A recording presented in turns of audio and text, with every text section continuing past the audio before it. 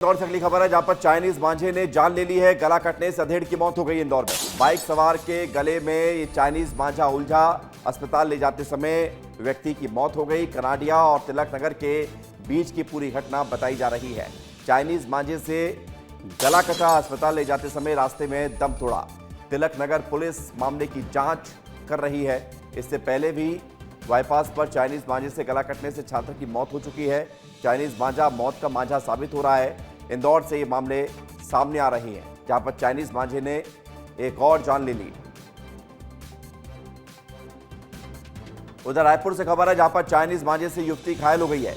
युवती के चेहरे और हाथ में चोट आई है। गले को बचाने के दौरान उंगलियां कटी हैं। युवती को इलाज के लिए अस्पताल भेजा गया है। चाइनीज मांझा मौत की डोर साबित होता जा रहा है।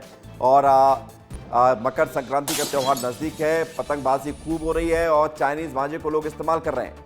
चाइनीज मांझे का इस्तेमाल किया गया है और रायपुर में चाइनीज मांझे से इससे पहले भी हादसे हो चुके हैं। अब एक युवती को इलाज के लिए अस्पताल भेजा गया है। उसके हाथ में चोट आई है, उसके चेहरे पर चाइनीज मांझे से जख्म हुआ है।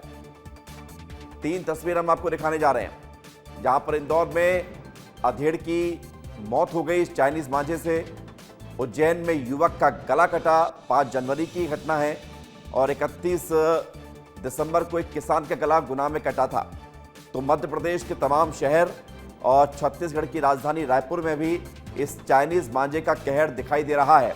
और इसलिए हम लिख रहे हैं कि शहर शहर चाइनीज मांझे का कहर नजर आ रहा है। इन तस्वीरों को आप देखिए और समझिए कि कैसे ये चाइनीज मांझे की डोर सांसों की डोर को काट रही है और लोगों की जान जा रही है। कुछ और जानकारी भी हम आपको बताते हैं कि चाइनीज मांझा कैसे जानलेवा साबित हो रहा है और कैसे इसको तैयार किया जाता है। प्लास्टिक और धातु के मिश्रण से इसे बनाया जाता है। चाइनीज मांझा इलेक्ट्रिक कंडक्टर होता है, यानी कि ये बिजली के संपर्क में आता है तो करंट भी इससे लग सकता है। इसमें फंसने से मौत तक हो सकती है। मांझे में करंट आने का खतरा रहता है। चाइनीज मांझा आसानी से ना टूटता है ना कटता है। यही वजह है कि जब जैसे ही कोई व्यक्ति इसके संपर्क में आता है और अगर वो व्यक्ति मूविंग कंडीशन में होता है, यानी कि या तो चल रहा होता है या फिर किसी बाइक से होता है या किसी गाड़ी पर होता है, तो फिर वो मांझा अगर उसके संपर्क में आता है तो उसके बाद उसकी जान चली जाती है। अब आपको ये बताने जा रहे हैं कि तैयार होता कैसे है, कैसे तैयार किया जाता है मांझा। इसे नायलॉन और मेटेलिक पाउडर से तैयार किया जाता है। एल्यूमिनियम ऑक्साइड और लेड इसमें मिलाया जाता है। मांझे पर कांच या लोहे के चूरे से धार लगाई जाती ताकि ये और ज़्यादा पैना हो और ज़्यादा धारदार हो। ये मांझा और भी ज़्यादा घातक हो जाता है, स्ट्रेचेबल होता है। मांझे को खींचते हैं तो टूटने की बजाय ये बड़ा हो जाता है। लिहाजा ये मांझा इसलिए खतरनाक माना जाता है और पतंगबाजी में इसका उपयोग इसलिए किया जाता है क्योंकि दूसरे की पतंग को काटने के लिए ये सबसे मुफीद धागा माना जाता है, जिससे मांझा।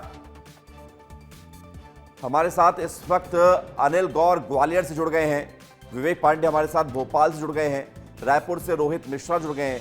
ये बड़ी चिंता वाली बात है और इस पर ज़्यादा जानकारी लेते हैं अपने सहयोगियों से।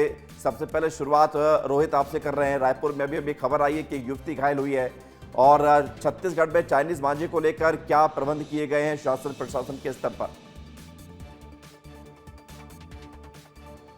बिल्कुल, देखिए प्रशासन के स्तर पर चाइनीज मांझे को बैन बताया जा रहा है, लेकिन दूसरी तरफ नेहा यादव इससे घायल हुई और लाखी नगर इलाके में ही हूं मैं। और ये देखिए कितना घंघोर इलाका है, कुछ दूर पर ही यहाँ पर टिल्लू चौक है और टिल्लू चौक पर नेहा यादव जो है वो कल निकली थी मंदिर जाने के लिए। सुबह का वक्त था, अमूमन तौर पर लोग नहाने के बाद में पूजा करने के लिए मंदिर जाते हैं, तभी नेहा यादव भी निकली थी और इस दौरान उसके जो गले के हिस्से पे चाइनीज मांझा आया और उसको बचाने के चक्कर में उसकी ये उंगली और ये होंठ का हिस्सा जो है वो पूरी तरीके से फट गया है। जिसके बाद आसपास के लोगों ने उसे जो अस्पताल पहुंचाया और अस्पताल पहुंचाने के बाद फिलहाल उसका इलाज जो है वो किया गया है। लेकिन अगर नेहा थोड़ा और रफ्तार में रहती या फिर और तेज गति से चलती तो उसके गले का ये हिस्सा भी जो है वो कट सकता था। तो फिलहाल प्रशासन के स्तर पर इसे बैन बताया जा रहा है, लेकिन राजधानी रायपुर में इस तरह की पहली घटना जो है इस साल इस समय सामने आई है। लेकिन अब जो है वो अलर्ट होने की जरूरत है, लगातार जो पुलिस को एक्शन करने की जरूरत है, क्योंकि अब जो है वो सिलसिला अगले 2 से 3 दिनों तक के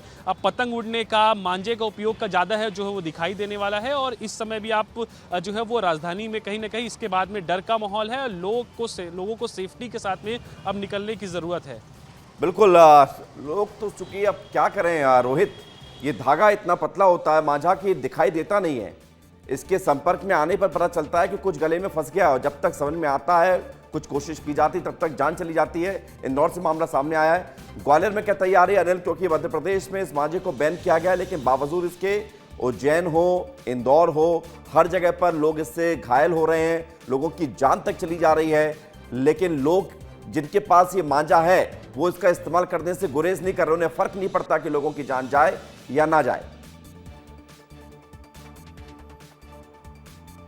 हाँ बिल्कुल, देखिए विवेक, मकर संक्रांति आने वाली है और इस मौके पर देखिए शहर में तमाम ऐसे कार्यक्रम आयोजित किए जाते हैं जहां पर पतंगबाजी की जाती है, और इसी के लिए चलते जिला प्रशासन यानी कलेक्टर रुचिका सिंह ने पहले ही निर्देश जारी कर दिए और टीमें उन्होंने गठित कर दी हैं कि शहर के अंदर चाइनीज माजा की पूरी तरह बिक्री पर रोक लगाई जाए। और यही वजह है कि देखिए ग्वालियर में अभी कोई ऐसी घटना सामने नहीं आई है, लेकिन नज़र प्रशासन की काफ़ी यहाँ पर तेज है। और यही वजह है कि जो टीमें हैं जहाँ पर चाइनीज़ माजा की बिक्री की सूचना मिल रही है, वहाँ पर प्रशासन की टीम जा रही है, उन पर कार्रवाई कर रही है, और एक जगह चाइनीज़ माजा पकड़ा भी गया है। तो कहीं ना कहीं देखिए विवेक, सबसे बड़ी बात यह है कि चाइनीज़ माजा जो जानलेवा लगातार साबित हो रहा है, कई ऐसी घटनाएं सामने आ चुकी हैं जिनसे मौत तक हो चुकी है। और यही वजह है कि जिस तरीके से प्रशासन पूरी तरह से अलर्ट है कि कहीं ना कहीं जिस तरीके से मकर संक्रांति आने वाली है और तमाम ऐसे बड़े कार्यक्रम आयोजित किए जाते हैं जहां पर चाहे वो कार्यक्रम हो या फिर तमाम जो चाहे वो जिस तरीके से देखिए मल्टियां हो या फिर तमाम जो कॉलोनियां हैं, वहां पर जिस तरीके से छोटे बड़े जो कंपटीशन होते हैं, वहां पर पूरी तरह से चाइनीज माजा को बैन कर दिया गया है। और यही वजह है कि इसका असर ये दिखाई दे रहा है कि अभी ग्वालियर शहर में जितनी भी जो दुकानें हैं वहां पर जो टीमें गई हैं, अभी तक चाइनीज माजा की जो सूचना है वो नहीं आई है। प्रशासन पूरी तरह से अलर्ट है। अब लेकिन प्रशासन अलर्ट है, रोकथाम है, प्रतिबंध है, बावजूद इसके अगर लोगों की जान जा रही है, लोग चोटिल हो रहे हैं, तो फिर समझना होगा कि कमी कहाँ है। विवेक पांडे हमारे साथ भोपाल जुड़े हुए हैं। विवेक, भोपाल से मॉनिटरिंग हो रही है पूरे प्रदेश भर में कि कहाँ कहाँ चाइनीज मांझे का ज़्यादा इस्तेमाल किया जा रहा है। लोगों को भी आगे आना होगा। लोग जिनके पास इस मांझे का पूरा स्टॉक रखा हुआ, या तो वो प्रशासन के सुपुर्द करे या उसको नेस्तनाबूद करे, लेकिन उसका इस्तेमाल बिल्कुल नहीं करना चाहिए। देखिए राजधानी में इस तरह की कोई वारदात नहीं हुई है, लेकिन सबसे महत्वपूर्ण बात है कि जो पुलिस मुख्यालय के पास डेटा आया है प्रभावी कार्रवाई के तौर पे, उसमें सबसे ज़्यादा ये बताया गया है कि इंदौर और मालवा के अंचल में सबसे ज़्यादा चाइनीज़ मांझे का इस्तेमाल किया जा रहा है। खरगोन, उज्जैन, खंडवा, इंदौर, ये वो शहर है जहाँ सबसे ज़्यादा चाइनीज़ मांझे से जुड़ी हुई खबर भी आई है, लोगों की मौत भी हुई है और चाइनीज़ मांझा भी पकड़ा है। पुलिस मुख्यालय की तरफ से डीजीपी ने ये कहा है कि किसी भी जिले में चाइनीज़ मांझा प्रतिबंध जब लगाया गया है तो वहाँ बिक्री कैसे हो रही है, ये एक बड़ा सवाल है।